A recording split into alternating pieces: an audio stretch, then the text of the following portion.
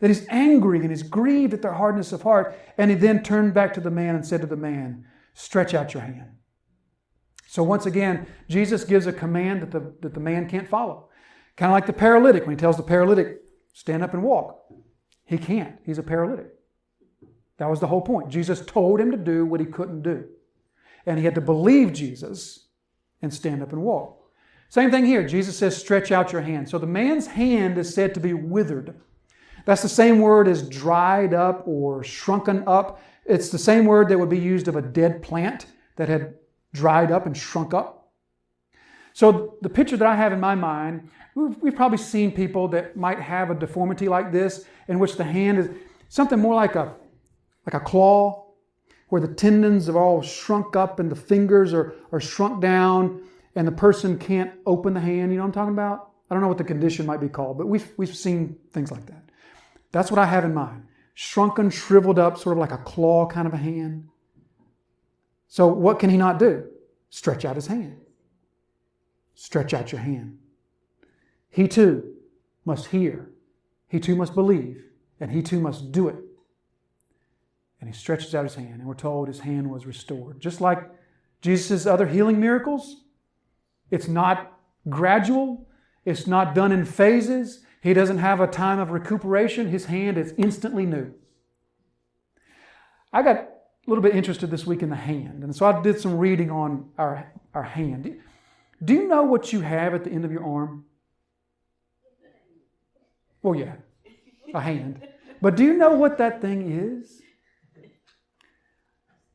Scientists and doctors tell us that the human hand is the most advanced mechanical device in existence apart from the human brain. That the only thing more complex than the human hand is the human brain.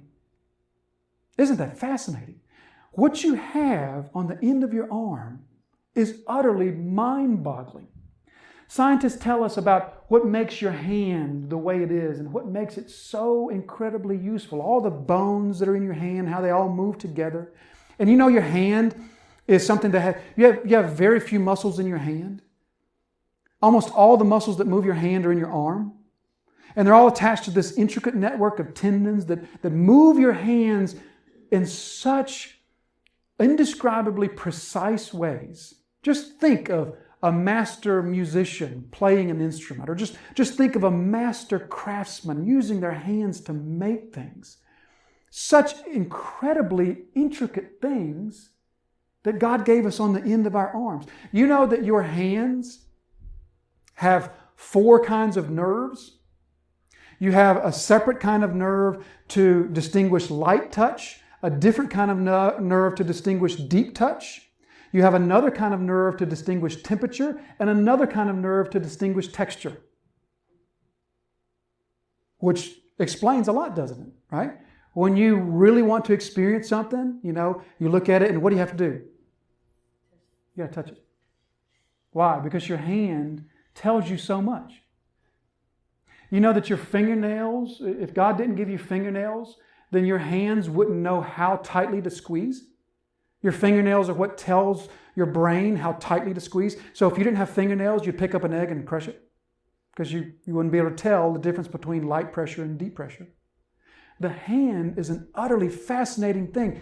Instantly, this man's given a new hand. In just an instant, the second most advanced thing that God created, he's got a new one right there.